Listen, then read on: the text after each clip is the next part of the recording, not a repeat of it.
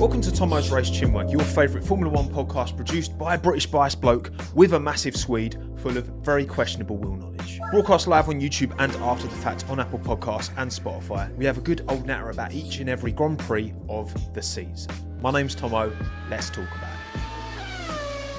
Good evening, and good evening. I say that because it is the evening here in the UK. I know it's not everywhere else. In fact, this is a very friendly live stream, TOMMO'S Race CHINWAG, for anyone in the Americas, anywhere but Europe, basically. It's midnight, but I'm here, I'm live. I decided I'm going to do it tonight rather than saving it for tomorrow. I wanted to watch the rest of the IndyCar, the Indy 500. I won't spoil the result, but well done to the person who won it. I'm glad he finally got it done. Kind of mini spoiler there, but not a full spoiler, okay? I'm sorry if I've spoiled it, but you should have watched it already, right? And I'm sure if you're on the internet, you will have seen who won it anyway, okay? Well done to everyone in the live chat for making it here. Appreciate you all taking the time. Dawood, Benign, Rainer, Samuel, Kahoost, Abdul, Max, Amin, Ben, Loel, Prue, Suyan, Wingcat, Polita, Theo, Unchained, Sword, Kingsley, Nick, Ivy, and the rest of you. I really do appreciate you all taking the time. Let's talk all about this year's Monaco Grand Prix, shall we? I have put a poll in the live chat, race rating out of 10, and of course this one is going to start at 1, 2, 3 or 4 or more out of 10, because it's Monaco, and unless it rains, it doesn't really deliver, does it? And it's an important character trait to be able to admit when you're wrong in life. And I've been calling for a 2-stop for many a year. We got a 2-stop. Did it massively change things? No. Was it better than the 1-stop? Hard to say. We have a sample size of, this is the 82nd running of the Monaco Grand Prix, if you're going to include pre-1950, pre-official Formula 1 rounds, because it's complicated.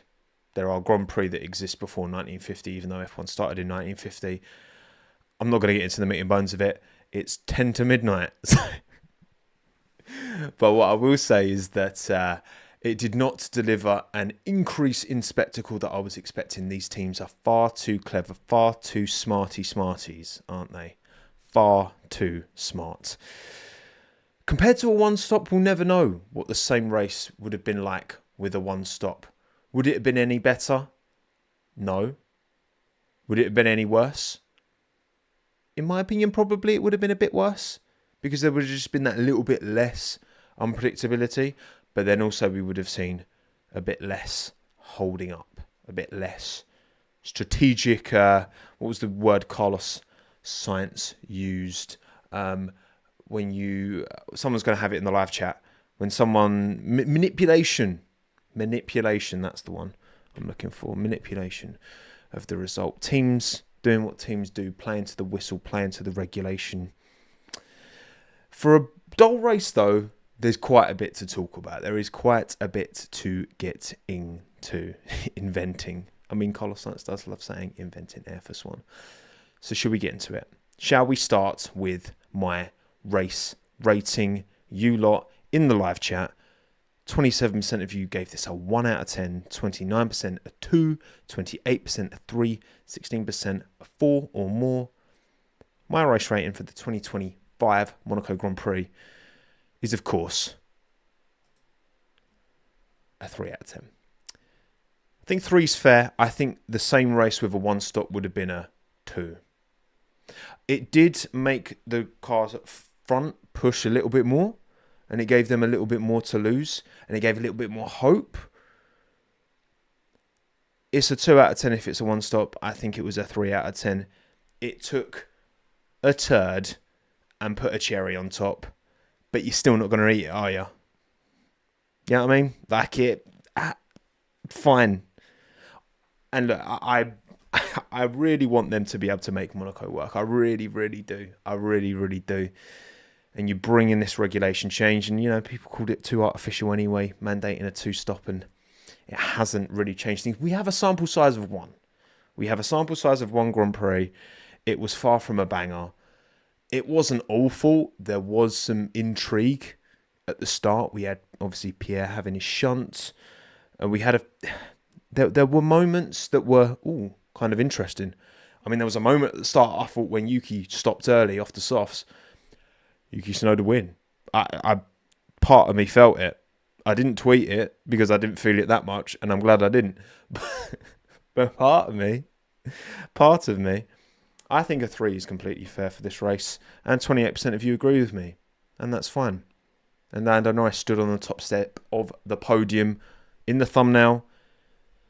His most important win to date. I really do. I think this weekend was huge for Lando Norris. I said it. In fact, shall we roll the clip? Shall we roll the clip from my predictions? I've pre-prepared this. I think we should. This is what I said about Lando Norris going into this weekend in the pre-race CHINWAG on Wednesday. And yeah, I mean, look, Lando obviously, quali has been a problem for him. So it does track that you would predict Lando to have a poor weekend, because this is so reliant on qualifying and ultimate pace and ultimate confidence in the car, which it feels like Lando doesn't have. But that P2 last weekend, maybe, like, I think he just needs one really good quali where he just hooks it all up, puts it all together. But he needs that moment, and we've not seen it really. Well, we've not seen it enough this year. But I think if he has that moment, and if he can do it in Monaco as well, then I think that really does define the rest of his season. Honestly, I do. There you go. I mean, he had the moment. The moment came. The moment delivered, and Lando won the race. And there's still a long way to go in the season. Of course there is. But for him to take that pole position, to win the Grand Prix, yes, I know it's pretty easy to win Monaco if you lead out of turn 1. But he got the job done on Saturday with the pressure of his teammate, with the pressure of Ferraris, who found some serious pace in qualifying. Max didn't seem to have the package there to be a real threat on Saturday. But Lando beat his teammate. Lando beat Charles, and Lando got it done. And yeah, I think credit to him. And I think this is huge. I think this is huge for the championship fight. A championship fight I want to see go the distance. And a championship fight with Lando Norris, Oscar Piastri, and Max Verstappen in it, I'll take that. I'll take that any day of the week. Thank you very much. Jobs are good and happy days. Let's get fake AI generated Tom. Do you reckon? I mean, soon enough, I'm going to dupe you all with a fake AI generated Tommo, which means I can put my feet up and play more golf. That's what it means. So, quali. Let's briefly reflect on qualifying, shall we? On Saturday, we Lando Norris on pole ahead of Charles Leclerc and Oscar Piastri. Lewis Hamilton P4, Max Verstappen P5 as Isaac Hadjar. Superb job to qualify. P6, Fernando Alonso. P7, Esteban Ocon in a Haas. P8, when the Ferraris cook, the Haas typically cooks as well. Liam Lawson, P9, both racing balls in the top 10, and then Alex Albon rounding out the top 10. My glorious, wonderful Alex Albon rounding out the top 10. In terms of, I guess, the big things from qualifying, obviously Antonelli having his shunt, and both Mercedes just not delivering anywhere near where they need to be. Russell's car hit a bump and basically switched off. That's kind of the way George worded it. And he had some very positive words about the car going into qualifying. So he feels there was a real opportunity missed there. And for the race to unravel like it did for Mercedes, what could have been? Hey, what could have been? And Behrman as well, obviously got his 10-place grid drop for the red flag infringement in practice, which was a shame. It meant he kind of had to curtail his qualifying a bit to make sure he didn't knock Esteban out. Because, of course, you want Esteban to... Well, he got P8 in the end. Imagine if Behrman had been the one to dunk Ocon out of Q1, even though Behrman's already going to be carrying a 10-place grid drop anyway. There's no... that's foolishness, right? So it was always going to be a difficult quali for Ollie. He was always going to be starting at the back regardless. Both Alpines as well, very disappointing. Colapinto off the pace at the back, and yeah, Gasly only P18, a weekend that I was expecting good things from Alpine. I think, that PU deficit doesn't get punished as much around Monaco, but it wasn't to be for Alain Le Bleu. Quali head-to-heads then. Let's look at the gaps. 10 of 30 qualifying sessions done for the entire season. We're 1/3 of the way through the representative qualifying gaps between teammates that I'm keeping track of in my big Google Sheets spreadsheet over the course of the year. And a few movements down the bottom, but the biggest gap on average so far is Max Verstappen to Yuki Tsunoda, 0.810 of a second. In fact, this time out, it was the closest, I want to say. I've got the spreadsheet here. Is it the closest? I'm pretty sure it was the closest it's been between Yuki and Max. No, it wasn't actually.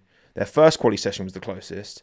This one was 0.54 seconds advantage Max in Q2 because Yuki got knocked out in Q2, didn't he? So yeah, the average 0.810. Then it is Gasly and Colapinto, 0.461. Then jumps down quite a bit. Next closest is Alonso and Stroll, 0.292. Russell Antonelli, 280. Hajar Lawson, 255. Leclerc Hamilton, 212. So they're all quite close. There's a little glug. And then it jumps down again.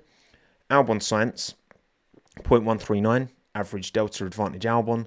Then Hulkenberg Bortoletto, 0.137. Then Ocon Behrman, 0.135. And finally, the new closest, it was Williams last weekend, but Albon got a big chunk of time delta on Carlos this time around, which bumped that one up. And the closest now is Piastri Norris. Advantage Oscar by 0.093 of a second. So we're within a tenth. The McLaren boys, within a tenth. Very, very, very close. And I think this is, you know what? Big surprises here. Are there any? I'm not feeling overly surprised about. I mean, the rookies are typically, obviously Hajar is ahead of Lawson. Lawson, the bump back down to V-carb was always going to be, I think, tough for Liam. And Hajar is just driving very well in a car he's very adept to.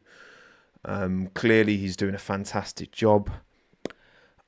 I can't say there's any massive surprises. Some of the deltas you might think are a bit interesting. But hey, look, take for it what you will. And ADF1 fanboy, look, listen, there's always going to be laps that get included that you might think aren't reason, which is great. There is no truly fair, perfect system. I'm trying my best. I'm sorry, but I'm not going to go and comb through every single one to find every single... I'm going to try my best in the moment, and we're going to get some numbers. And I still think it's a way more representative gap judgment than any other way of looking at it. It is what it is, right? I'm just trying my best here. I'm just trying my best, okay?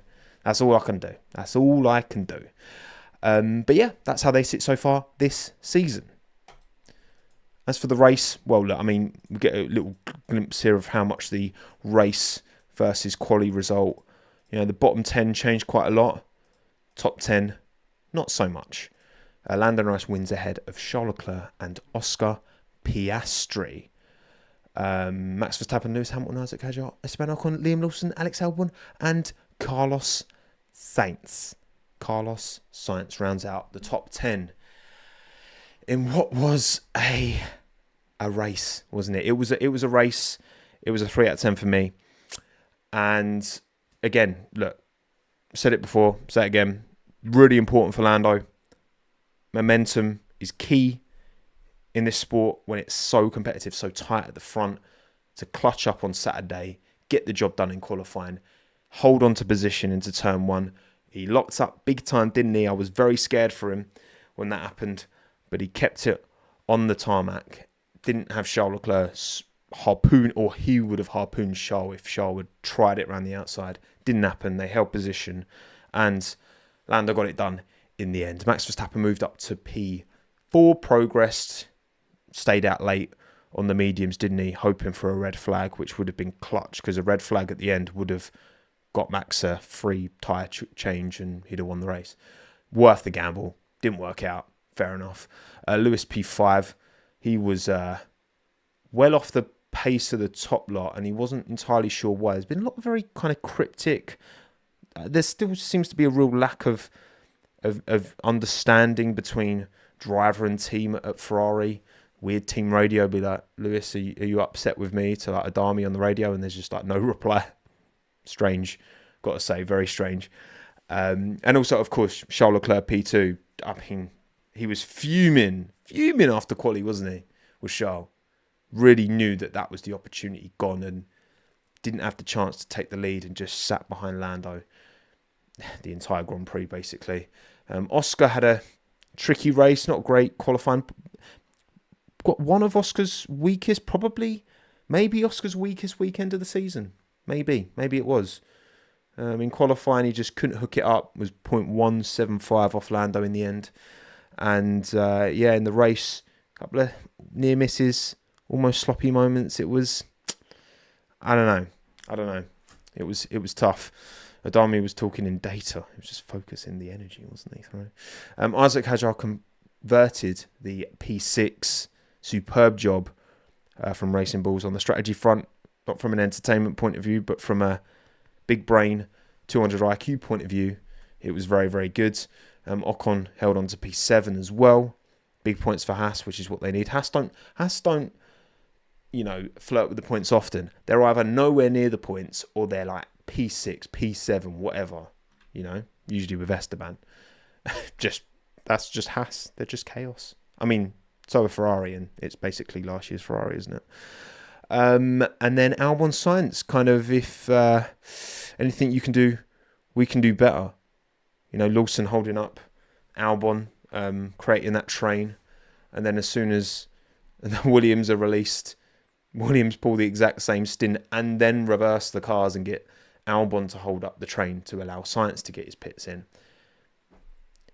It was like... As the first mandatory two-stopper, it's a talking point.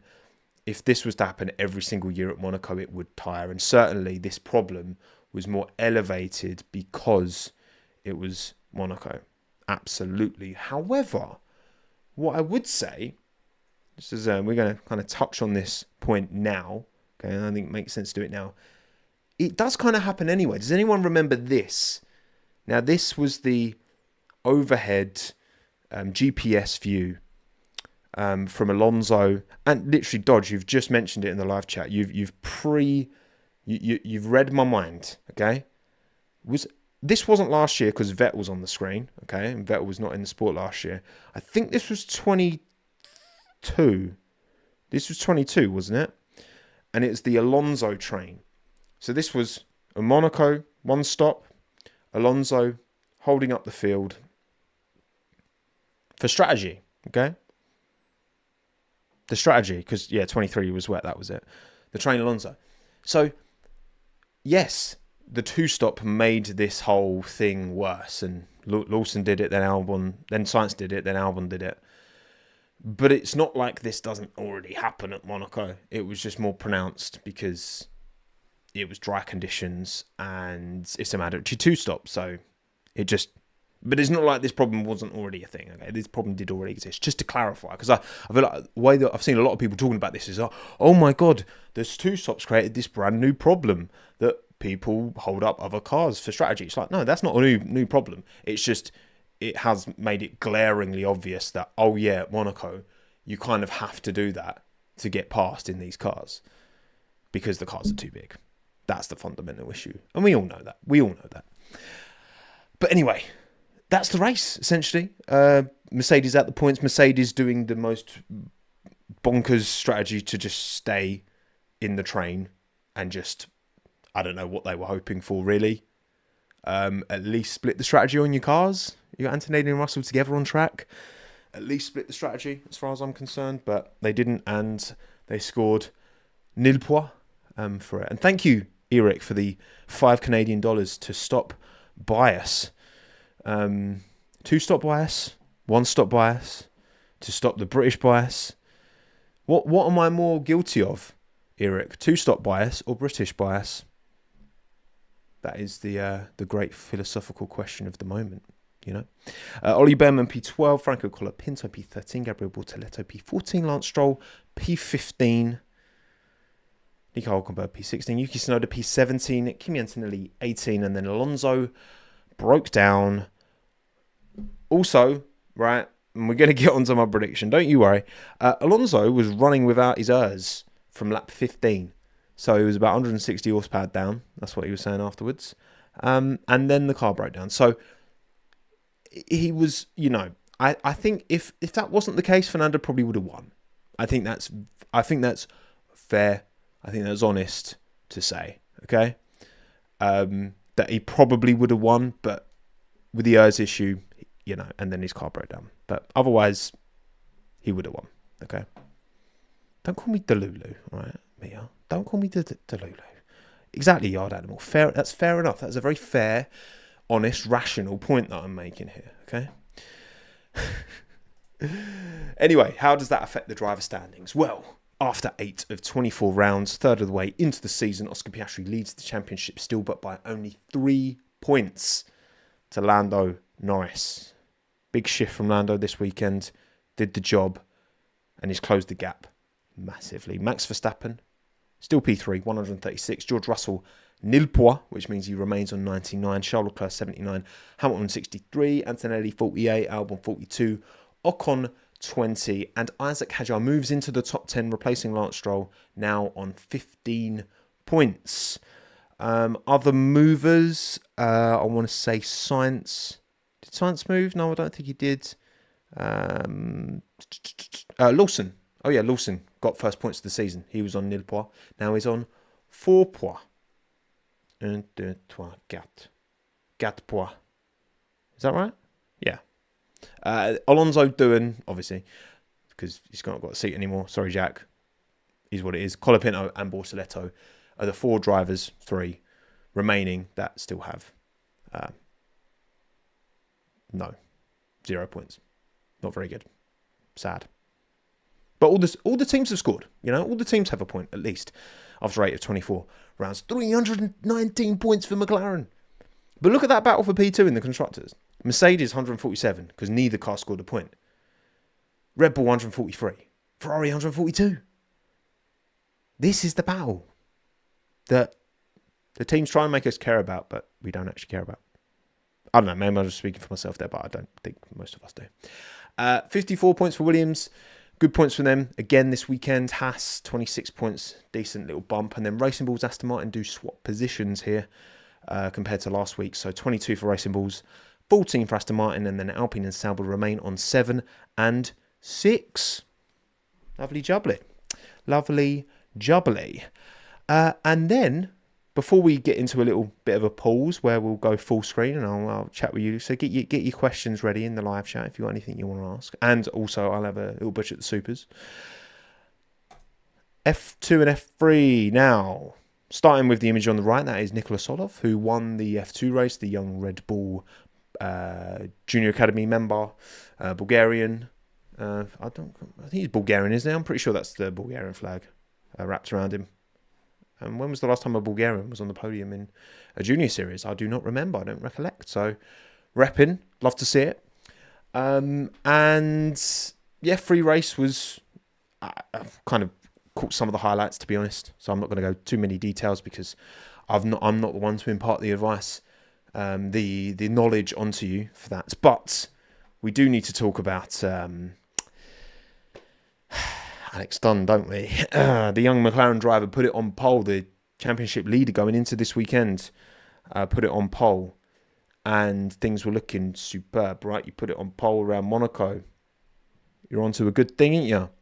I did say F3, didn't I, Hilito? I'm sure I said F3. Well, sorry. If I didn't say it, I meant Solov in F3. In F2, Dunn put it on pole. And Victor Motta alongside him. Williams Academy driver now, not Alpine anymore. Martin gets the better start. Sorry, Martins. It's Martins, isn't it? Yeah, it is. You pronounce the S, but it's still Tans, I think. I can't remember now. It's 13 minutes past midnight, so that's my excuse. For anything that goes wrong, it's 13 minutes past midnight.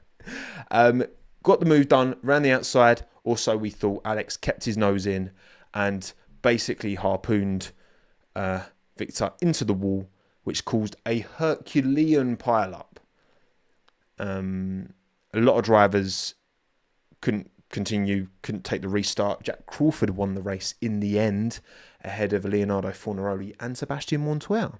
Juan Pablo Montoya's son got his first podium in F2. So, yeah, chaos, basically. Absolute chaos. Loads of drivers got caught out. And I think Dunn's got a 10-place penalty for the next race, I want to say. I'm pretty sure. That's what I read. So, yeah, tough. Very, very tough. Pepe Marti had 0 damage, but was stuck in between all the cars, so we got effed. Yeah, that's tough. That's tough. That's not what you want to see. That's not what you want to see. Poor old. And a lot of drivers would have, like, whether they got caught up in the incident or not, it's like not good. But I mean, that happens at Monaco sometimes. At Carrera Cup as well, we saw a clip of it of a shunt which dropped a lot of oil on the track. I mean, it happens. It happened last year, obviously, with Perez and the Haas, didn't it, as well? So, not good from Alex Dunn. Not good. You've got to know when to give up a position, you know? Got to know when... Really? G, you think that's Martin's fault? I don't know. I'm not sure about that. I'm not sure about that. Right, anyway. Let's go back to full screen. Oh, yeah, super chat. That's what I said I was going to do first. So thank you, Louis, for the super chat. Appreciate it. Just got here. Maybe you already said something. I will watch everything later. Appreciate it, Louis. But I want to know your thoughts on Bortoleto in this race and the season. Yes, of course. Gabriel Bortoleto had a start to the race that was, I mean, that move he pulled on Antonelli was lovely. The room around the outside of the hairpin was there. It opened up. He chucked it around the outside. He jumped Antonelli. And then Kimi slung it in, same place where Ocon Gasly had their tiff last year, and Bortoleto in the wall. I think, look, the best way I would reflect on Gabriel Bortoleto's season, don't look at the points, simply look at this, which is not that, but that. The quali head-to-head. For Gabriel in his rookie season, alongside Nico Hülkenberg, who is explicitly known for his one-lap prowess. I get the Sauber's a bad car, but Hülkenberg's been around for time. He's raced for this team before in the past, remember Sauber? I know different guys, long time ago, but still. For Bortoleto to be averaging, after 10 qualifying sessions, 0.137 off of Nico Hülkenberg speaks volumes. I think Hadjar is having a very, very impressive rookie season, and he's certainly the one who's, I think, shining the most. He is also in a Racing Bulls car that can be knocking on the door for top 10 with a reasonable degree of consistency, where that Sauber is never. That's the only car that is never knocking on the door for top 10. Unless there's some chaos, like in the opener in Australia, where Hülkenberg bagged all those points. So that's what I'd say. I think Bortoleto is in a difficult team to shine, but if you look hard enough and you compare him, and I think Hülkenberg's a great yardstick. We saw how Hülkenberg dominated Magnussen for most of last season. I think Gabriel has held himself very, very well. He was very unfortunate to be, put in. Antonelli, it's one of them, Antonelli throws it up the inside. There is literally nowhere Gabriel can go. So it's okay, I'm not surprised Antonelli didn't get punished. And it's one of them, I think if you're punishing drivers for those moves, where he is fully up the inside and fully ahead, it's just it's a shame that Bortoleto couldn't go anywhere and had to end up having an accident, basically. But yeah, overall, I've been pretty impressed with Gabriel, I've got to say. Right, let me return these to their pre-existing. That was everything. Yeah, cool, lovely. Thank you, Chop, as well, for the super chat. If Yuki struggles like this, who could even replace him? Bottas or Magnussen for another Perez situation? Trial by fire for Hadjar, beg Albon back. So I've said this before about the Red Bull seat. Look, I think there is 0 point in my opinion, there is 0 point chucking another driver in, replacing Yuki. Now, we know what the situation is. We know that this Red Bull, for however long, you've not been able to chuck anyone in to get anywhere near close to Max. Just give Yuki till the end of the year. They've already said it's all about the Drivers' Championship. Give Yuki 26. New car, right? You're going to have a new car without any of Adrian Newey's fingerprints on it. Red Bull they can't afford to rely on Max being there forever. That's the thing. They just can't, because if Max leaves, they're buggered. You know what I mean? So I think keeping Yuki, even he's half a second off in Max in qualifying. It's Monaco, he got stuck. Went for the early stop and it didn't pay off. But you have to gamble in these instances. If he can be qualifying half a second off Max, it's not really much better than Albon or Perez or Gasly or anyone else you've thrown at that seat. But I think we know how good Yuki can be. We've seen it many a time, and we've seen the driver he's become and turned into. And I'm just hopeful. What I'd like to see happen, and what I think makes sense to happen, is you keep it as is. I'm sure Max will give Red Bull 26 at least to show where they are, where that engine is. And it'll be a new chassis, new car design. And hopefully it's going to have a setup window that allows it to be driven in such a way that Yuki can... Because I don't think Yuki is a... If you gave default template machinery, I think the whole grid is probably split by 3/10, from top to bottom, best to worst.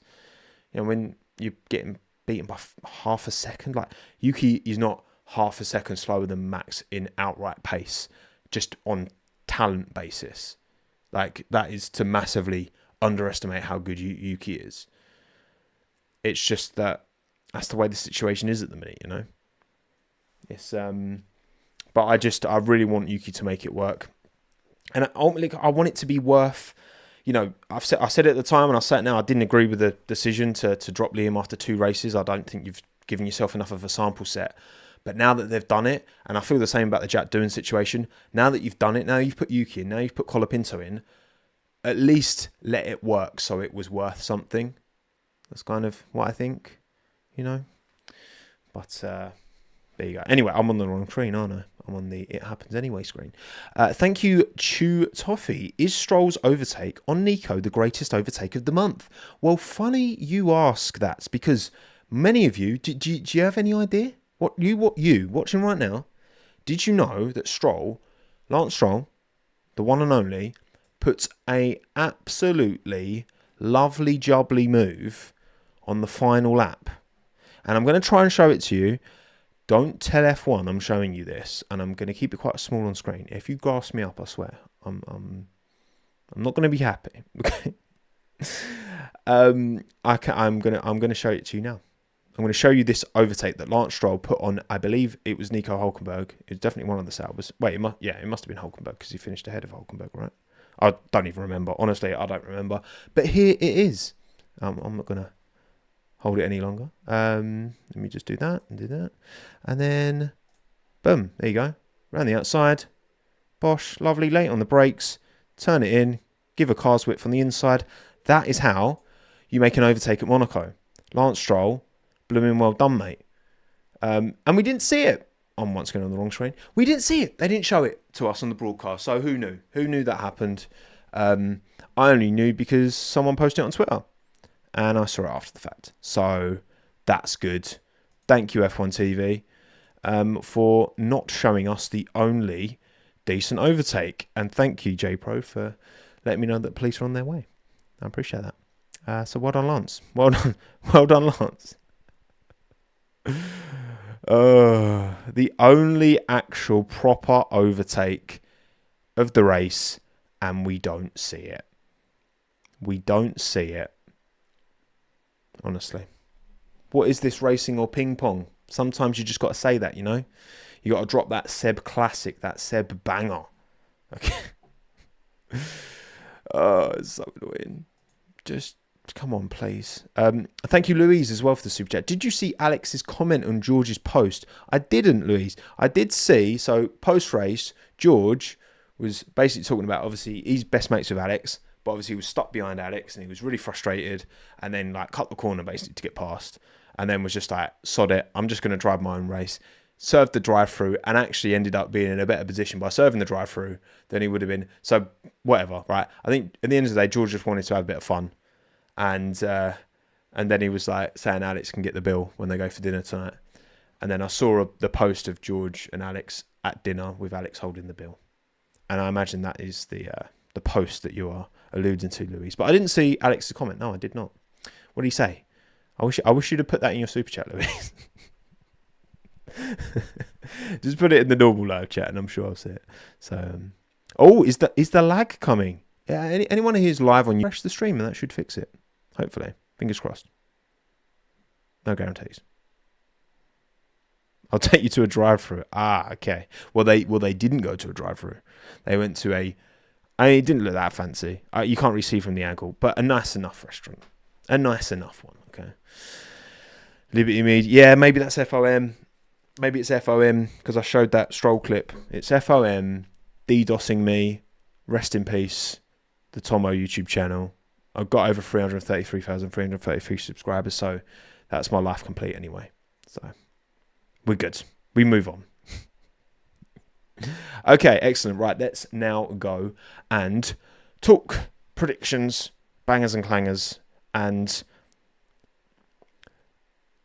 I will say I think this is probably my worst performance in prediction bangers and clangers ever, if not ever, one of. You know, like Max's Imola overtake, right? When we look back at his career in 20, 30 years' time, whenever he retires, right?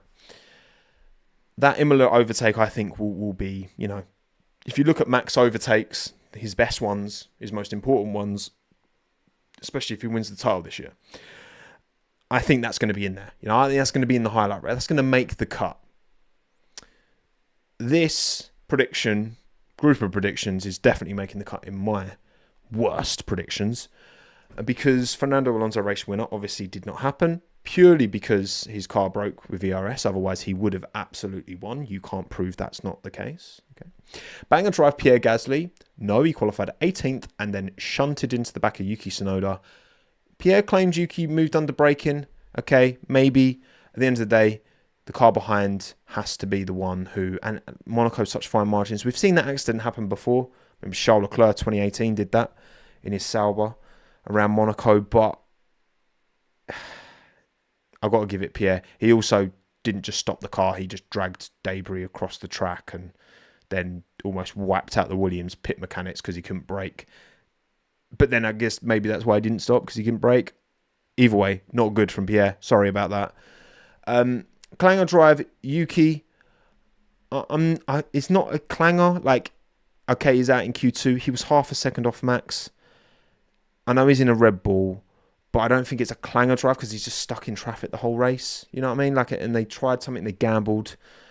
There's worse drives. There are worse drives. So, you know, he didn't shunt all weekend, which is good. And if the lag is back, please give it a refresh. But yeah, I'm not giving myself a point for that. Banger team Aston Martin. No, Alonso, they gave Alonso a car that he could qualify in the top 10 and then it broke in the race. So that's on you, Aston Martin. Adrian Newey being there in green. You know what? The vibes got the better of me. The vibes got the better of me of Adrian Newey being there in person, in green, and I'm paying the price. So be it. Clanger Team Scuderia Ferrari. No, they absolutely banged this weekend, in fact. They were pretty good, much better than expectation. So, yeah. I'm giving it a 0 out. So, some of you're being too generous in chat. I'm not giving Yuki myself a point. Why do I seem so sad? I think it's because I'm tired. The giant bogey knew he did not clutch through me. Exactly that. So, yeah, I'm giving myself nil point. Bangers and clangers. You lot, though, better. Race winner, Oscar Piastri, no. Banger drive, Lance Stroll. I'm giving you a point because of that overtake. Purely because of that overtake, especially as it wasn't broadcast as well. Justice for Lance Stroll's overtake at Monaco. Okay? Justice. Please. Please. I beg. It was just so good. And it was the only one. And we didn't see it. So that's kind of is what it is. Welcome, Base God, by the way. First time you're catching the live for the first time. Because you're in Melbourne. And I'm usually asleep when you're awake. So that's how time zones work, isn't it? Clanger driver Colapinto. Yes, he qualified last. But again, in the race, he didn't have any shunts. He didn't really do anything too wrong. He finished the race. You know, there were worse performances, I think, than Colapinto. Maybe I could have given you half a point for that, but you could say the same about moving Tsunoda. Banger team Aston Martin, no. Clanger team Alpine, you know, P18, P20. I expected them to have pace, and they just didn't.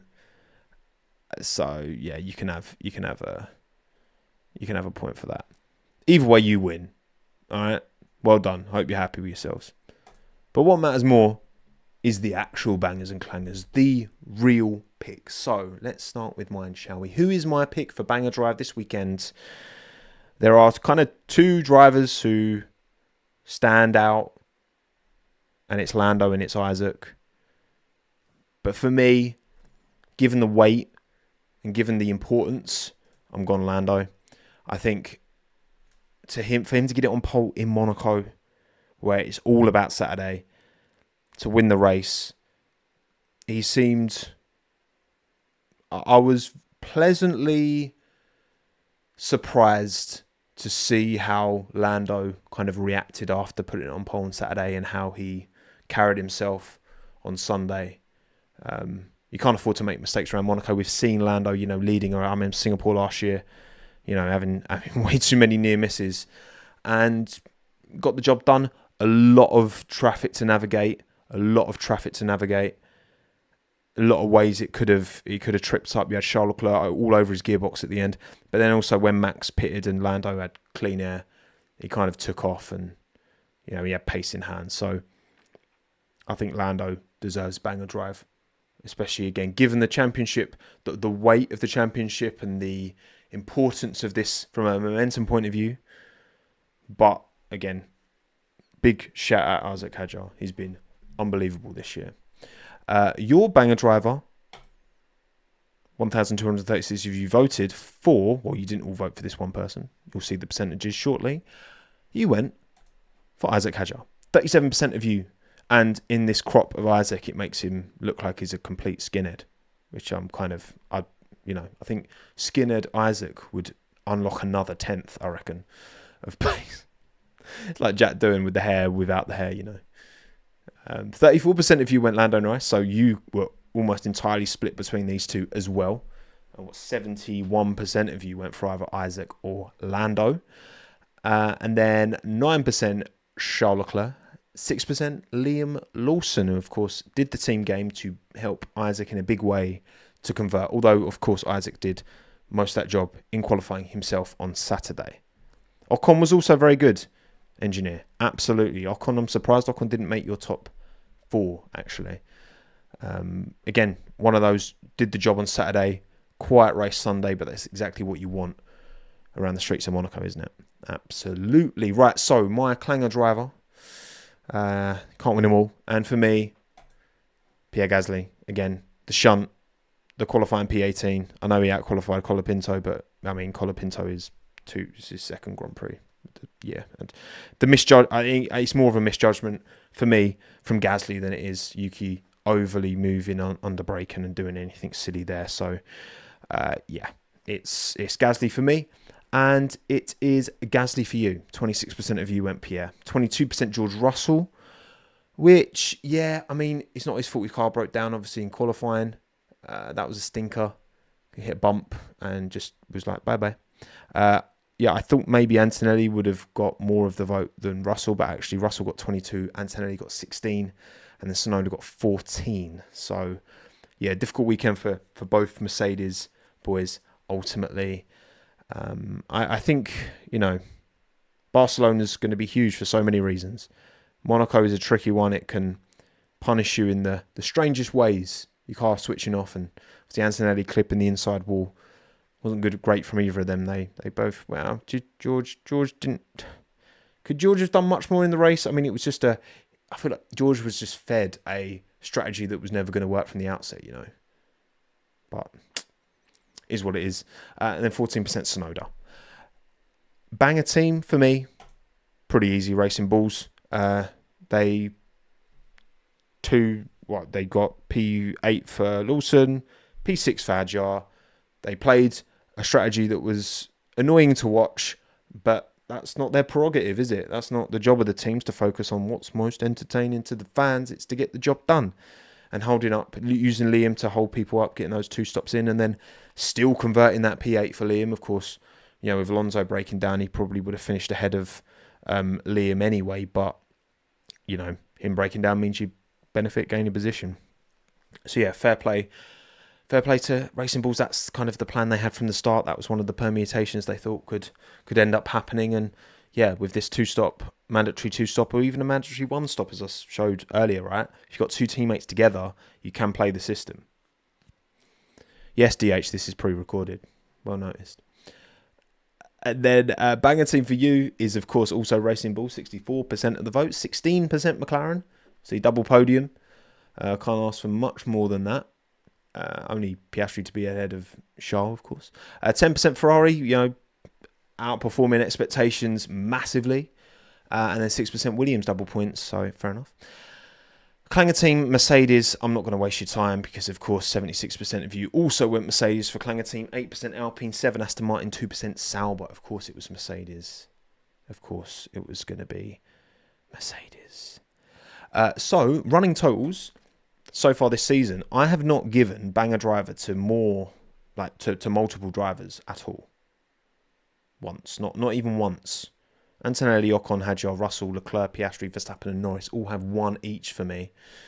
And I mean, look, I promise I don't look at this and I want to give it to someone who's not had it before. But you're just going to have to trust me on that, Clanger drive, 3 for Lawson, of course. Difficult start of the year. And then Stroll, Bortoletto, Tsunoda, Colapinto, Gasly. Banger team, Mercedes and Haas have 2 each for me. And then Williams, McLaren, Aston Martin and Racing Bulls newly joined that pack. Clanger team, 2 Ferrari, 2 Haas, and then Alpine, Red Bull, Sauber, and Mercedes join it for the first time so far this year. Lovely. What's this? Someone's just, and their viewers just joined. Oh, are raids now a thing on YouTube live streams?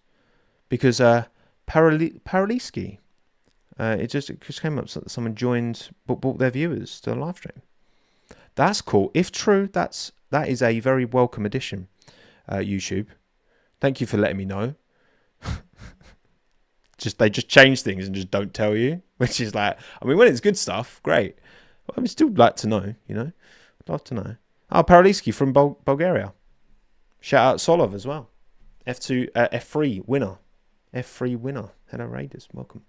And then yours, I mean, look, listen, you've only given 2 bangers to Piastri and you've spread the love as well. Antonelli, Verstappen, Leclerc, Albon, Hadjar. You've given 4 clangers to Lawson, then Stroll doing Gasly, which doesn't add up to 8, does it? So I've obviously missed one out. That's annoying. Banger team, Mercedes has 2 each, and then Williams, McLaren, Racing Bulls, and then Clanger team, 2 Ferrari, and then 1 for Racing Bulls, McLaren, Red Bull, Alpine, and Mercedes. Lovely, jubbly, happy days. Okay, cool. Right, back to full screen.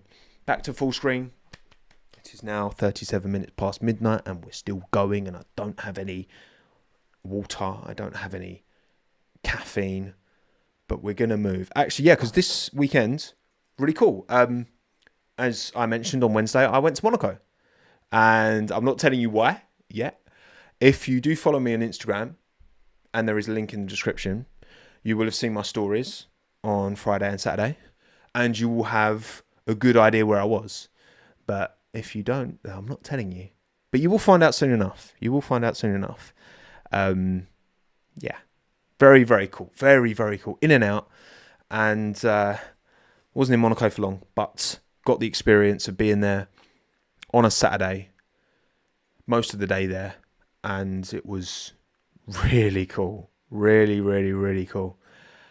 It was an experience. It was, yeah, it was a lot. It was great. And yeah, just to see that place in real life is crazy, right? Is crazy.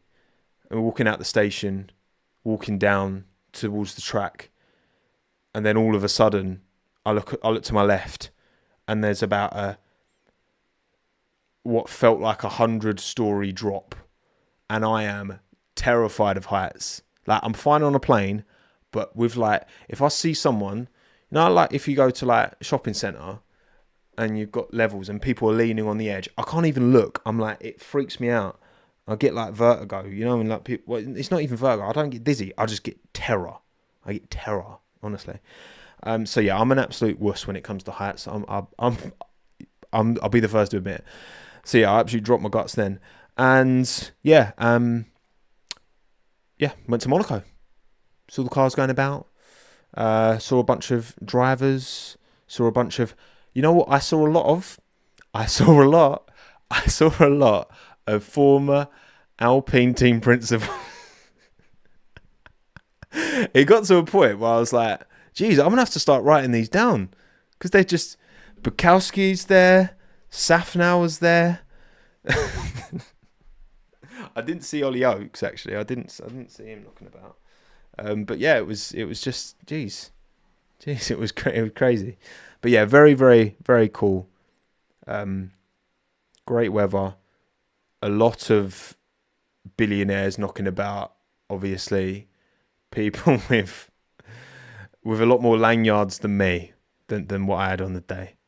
So, yeah, it was, it was good. It was good fun. Enjoyed myself. But yeah, make sure, follow me on Instagram. Because if you already do, you'd have seen my stories on Friday and Saturday, and you'll know where I've been. But if you didn't, well, then do it now, because I'm going to be a lot more active on Instagram from now on. And you'll see why soon enough, won't you? You'll see why soon enough. What else is there to... did they ask for my signature? No, they did not. And did I gamble? No, I did not. No. I've not got that kind of bag to throw away at a casino in Monaco, I'm afraid. Maybe one day, that'd be nice. That would be sure you're not depressed. Oh, right, okay. Let's go team by team. Team by team. Briefly, Mercedes, not much to say I haven't said already, just the strategy was just chaos. George was kind of chaotic energy after as well in the post-race debriefs, and obviously Antonelli's had a couple of difficult weekends, but look, he's young, you're going to learn from these, and I think Antonelli's got his head screwed on. He will bounce back from these poor moments, absolutely. So, yeah, just not the shame as well, because again, George was really gassed about the potential pace going into qualifying. So for them to fumble the bag so much was not what you want to see. Red Bull Racing, look, I think Max I think he probably did as much as he could. Like we know the Red Bull on the curbs is not great. It comes alive in the medium high speed corners, and Monaco is just the opposite of that. So I think P4, yes, it feels like he maximised his result at the end of the day. And yeah, Yuki again, difficult qualifying. Half a second off Max is better, but it's still obviously it's way too big a gap you should be seeing between teammates. But yeah, I think Yuki tried something, gambled, didn't work out. Max gambled, there was nothing to lose. He was finishing fourth anyway, so you might as well go for that long stop on the medium and hold it out for as long as you can. Because if it red flags, then bosh, you gain a win. So yeah, I mean, we'll see a much better version of Red Bull in Spain, absolutely, regardless of the flexi wing changes and regardless of any upgrades coming to Ferrari or Sauber. Sauber are getting upgraded in Spain. Yes, they are. Yeah, we'll see a much better version of the Red Bull car in Catalonia. No doubt in my mind. That's what I think anyway. But we'll see. Aston Martin, of course, yeah, knew he was knocking about. the car's definitely improved. That upgrade they bought in Imola definitely improved the car. They've got now, they had both cars in Q3 in Imola and then Alonso in Q3 in Monaco. So that's a 100% hit rate for at least one Aston Martin to be in Q3 since they put the upgrades on the car. Spain should be, again, a more...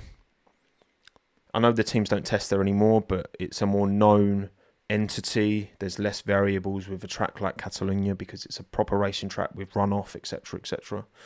So I'm very interested to see what kind of pace we see. Can they maintain this?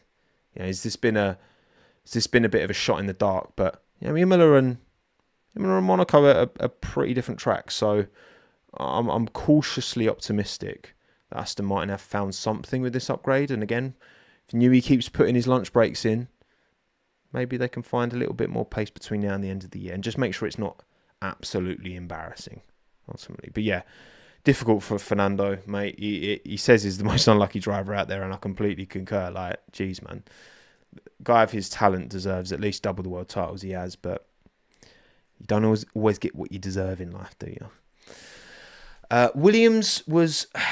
I expected more from qualifying. Sainz was not overly happy with the car. Obviously, Alex put a good...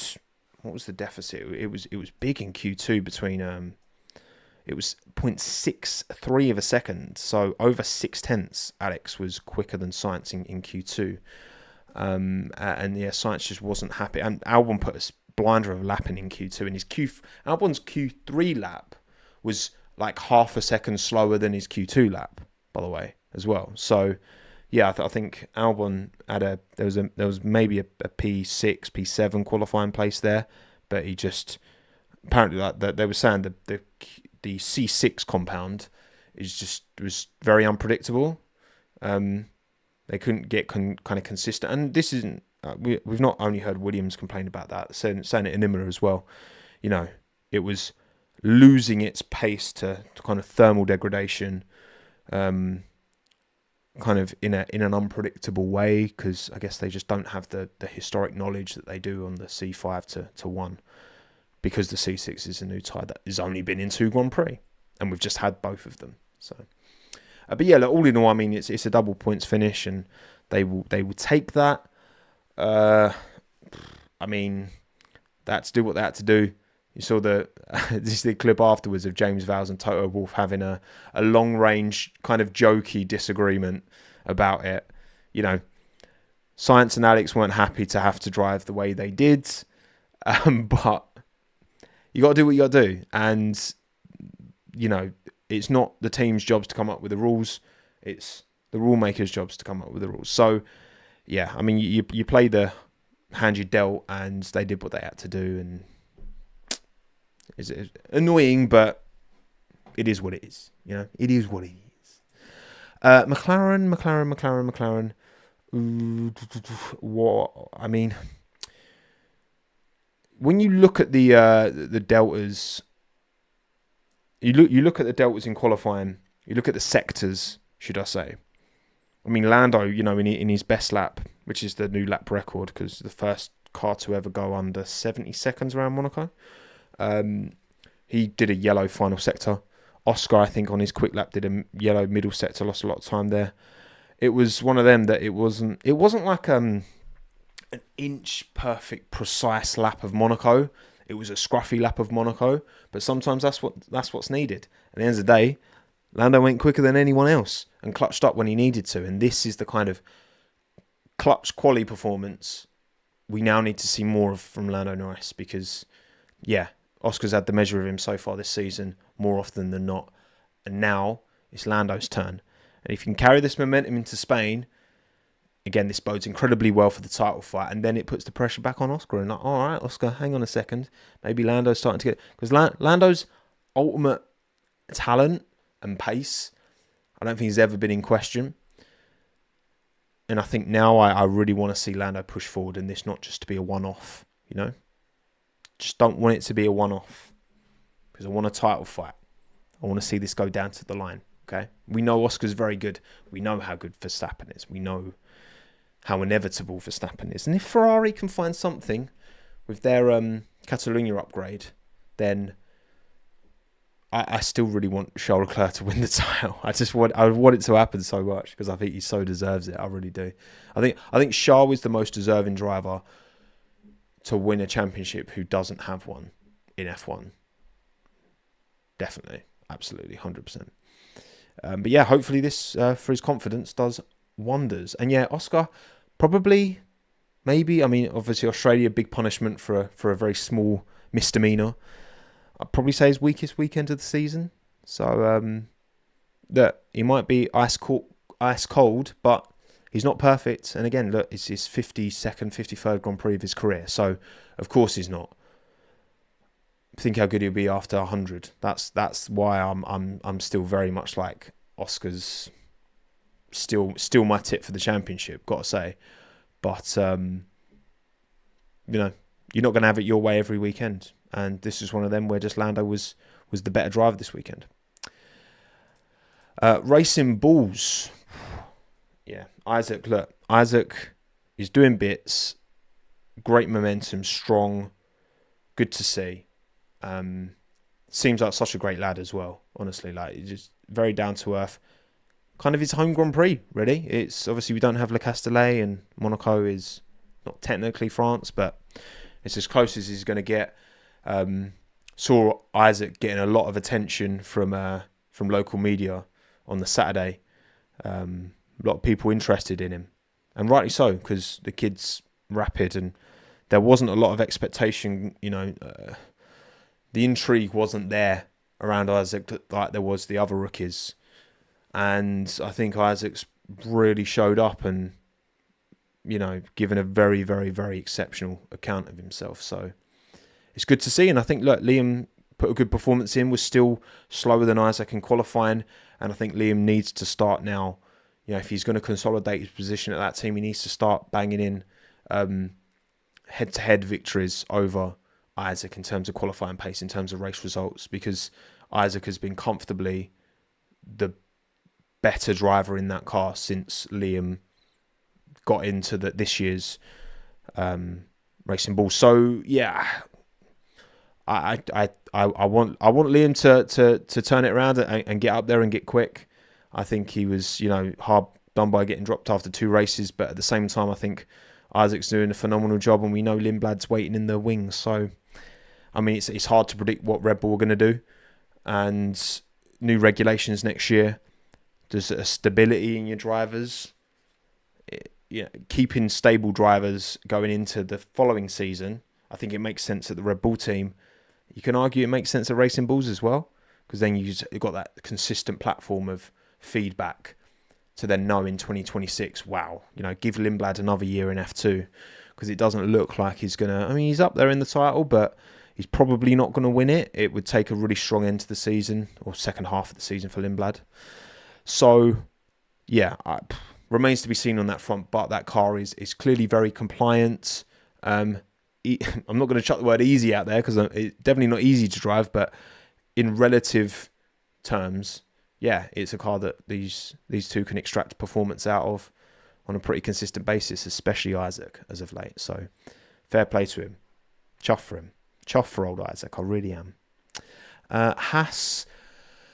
Yeah, I mean, look, it's the job done on Saturday. Ocon clutched up, and yeah, obviously Ollie got his 10 seconds, 10 place grid drop.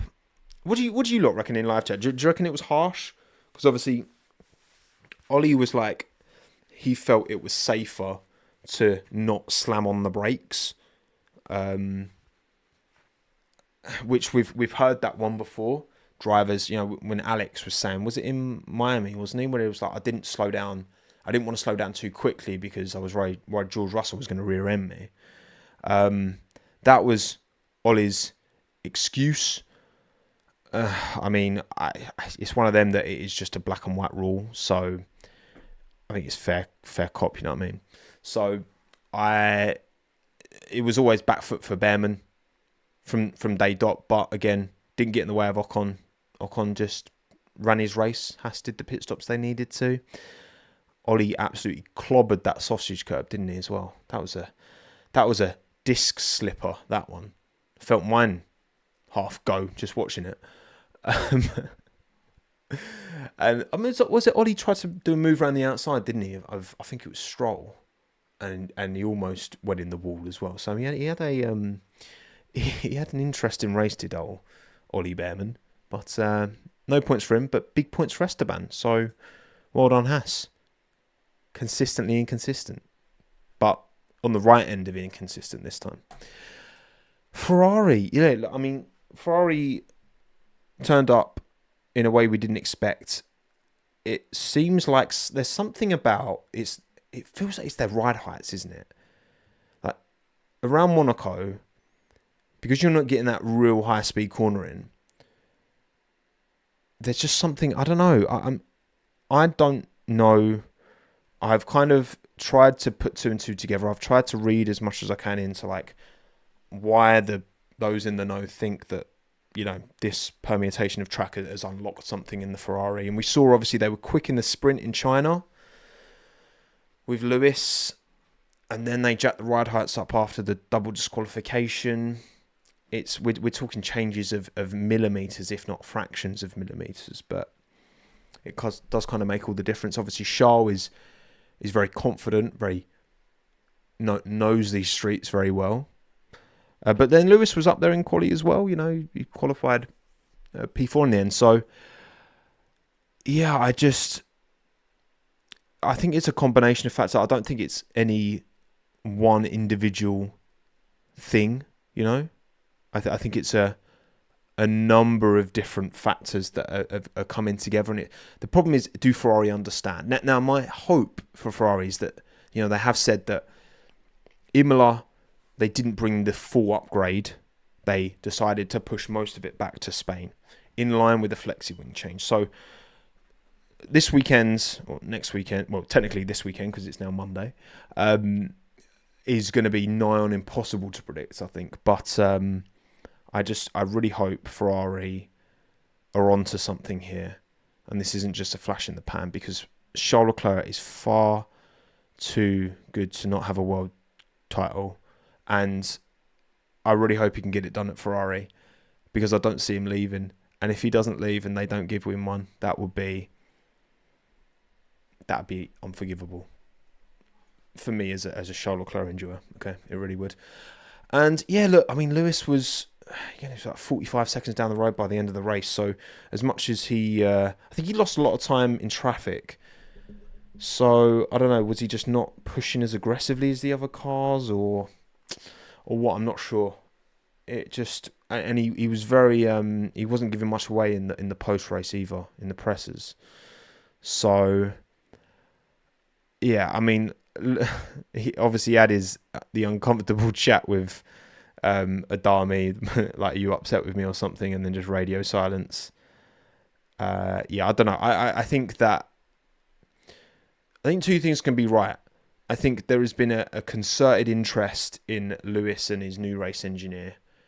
And because of his, away from Bono for the first time, in his career, since his, the 10 years they spent, whatever it was, at Mercedes. And I think some of it has been blown out of proportion, but also it can also be true that some of it is quite questionable, and like, this is weird. This is a bit strange. This isn't good.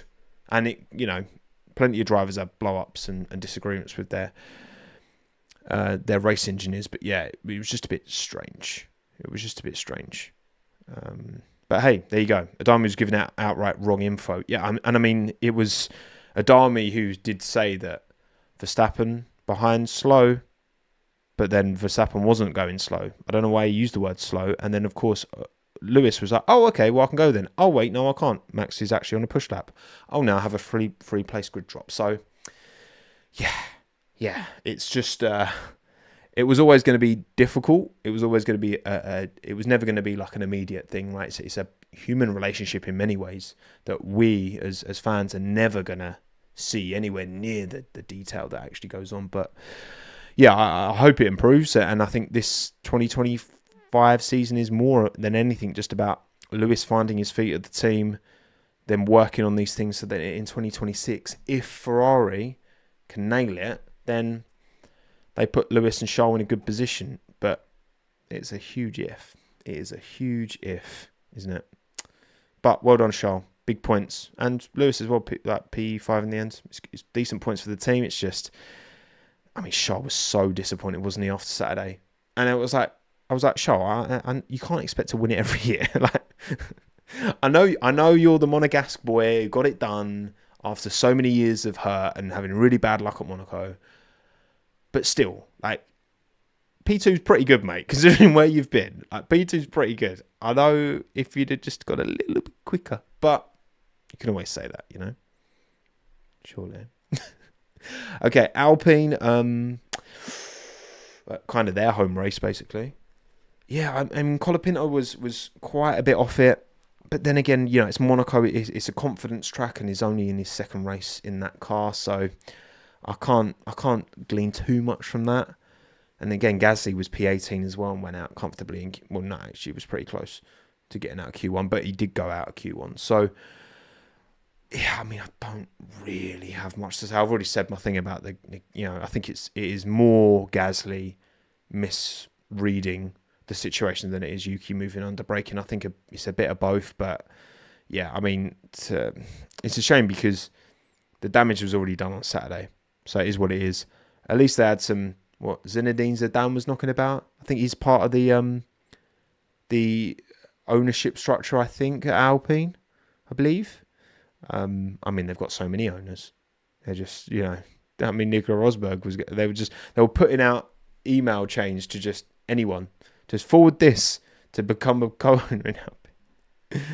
Oh, Alpine, I really want you to be good. And I think they've obviously got a really good engineering team because with their engine deficit, they're still actually like all right sometimes, even though they've got like 20 horsepower less than everyone else. So that says something good about their chassis department. But yeah, I don't have much to say about Alpine, to be honest.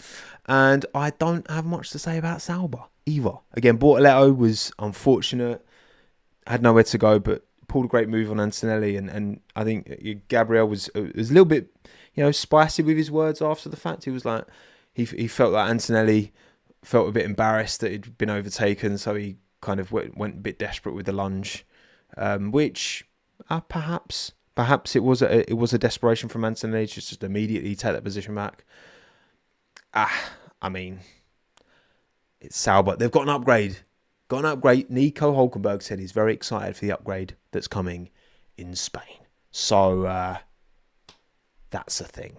And hopefully, I mean, maybe it's like going to be like the McLaren upgrade in Austria in 2023, where it just goes from nowhere to winning Grand Prix. Gabriel Bortoletto, race winner of the 2025 Spanish Grand Prix. We'd love to see it. We would love to see it. Who got the driver today? I have no idea, Dan. You know, who did get driver? I don't know. Does anyone know? I don't know. I have no idea. DH, you want me to say it? I mean, producer DH, right? I do always, you know, heed your advice to move on when I'm waffling too much. Was it Charles drive of the day? Right, okay, that's fair. I mean, you know, the Monegasque boy, let him have it. Can you please say Bortoletto is drinking a bottle of water? Is that what you wanted from me? Is that what you wanted? Bortoletto is drinking a bottle of water. Bortoletto's drinking a bottle of water. There you go. Have some of that.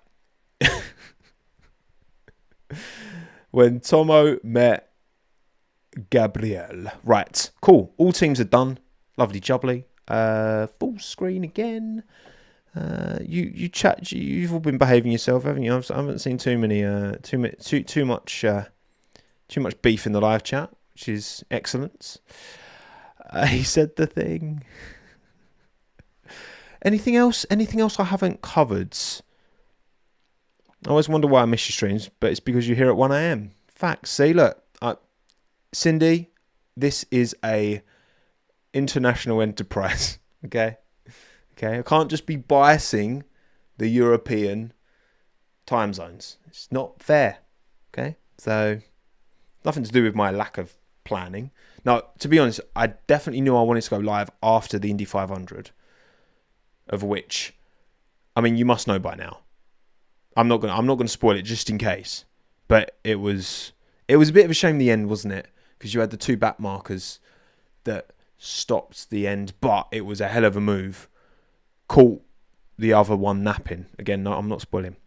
But great little move up the inside, got the job done, and held on to win. That was very good. Yeah, anything else? Anything else? What were we talking about? Do we think that Cadillac will now want Palou? Oh, Lita, no. You just made me say it.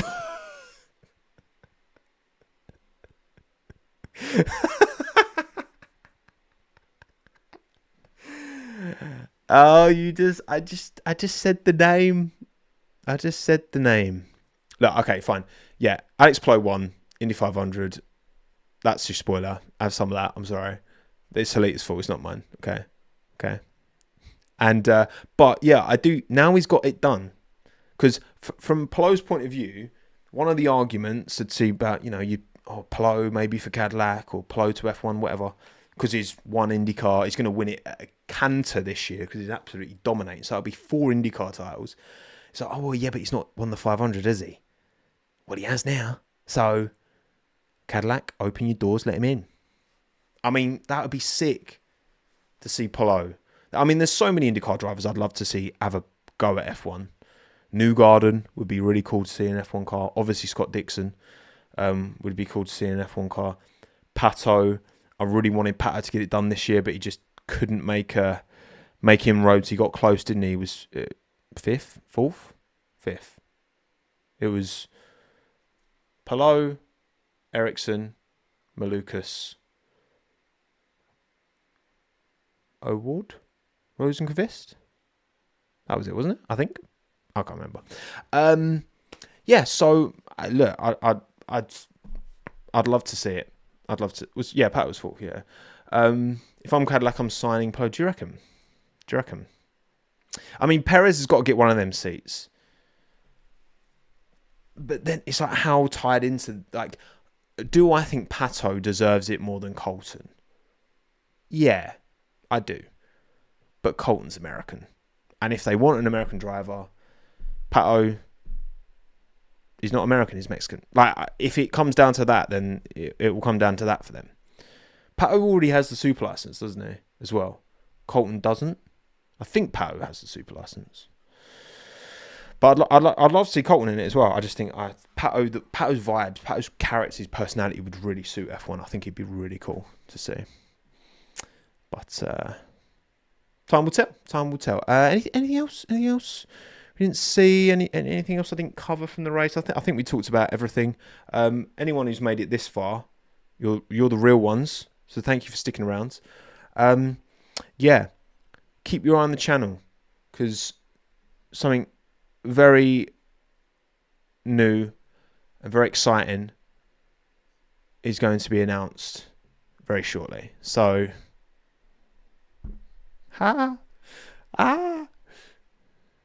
it's good though. It's good. I'm excited. So, and it wouldn't happen without your support. So, yes, patience is a virtue.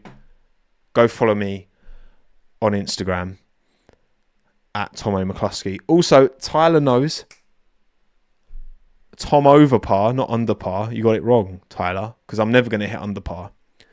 Tom over par for golf as well. I am slowly working on. Actually, no. I filmed a whole round of golf, and when I got home, I was like, I didn't use the mic. The entire round. I didn't use the mic. So when I'm talking to my camera, the audio is actually quite good. But then when I plonk it down and walk around and like do my swing, you can't hear me. So I just binned it. I binned it off. I was like, I saw it. So 2 videos on Tom over par. 2. But that's not the big news. It's something else. Can you quickly explain who will benefit by the flexi-wing and will it be implemented in Barcelona or after? Cindy, it will be implemented from Barcelona onwards. So, yes, the flexi-wing changes are coming into basically from now, basically. So, the more rigid wings are on the cars from now onwards. And who knows? Honestly, Cindy, if I had that answer, I would be lying because no one has that answer. We don't know. We don't know. So everyone's like, oh, it's going to really affect the McLaren, because it's going to affect all the teams, probably, some more than others. Would it change up the competitive order? Hopefully it does something interesting and different. But the margins are so tight, it's going to be impossible to say how much of it is track specific and how much of it is flexi-wing specific. But that is the ongoing debate, and why we'll never agree on anything, you know. So we'll see. Anyway, thank you all. Appreciate you all taking the time. Zandy, Snowpiercer, Dodge, J Pro Tomato, Helita, DH Tyler, Cindy, A, B, Mish, G, Steve, Josh, Tom, DeWood, Steve, Yard Animal, and the rest of you. I'm incredibly dehydrated. I should have brought water with me on this live stream, but I didn't. And it is 1:09 in the morning. So I need to upload this as well. Maybe I'll just do that in the morning. Anyway, thank you all again. Announcement coming soon. My name's Tomo. Thanks again. Have a good one. Ta-da.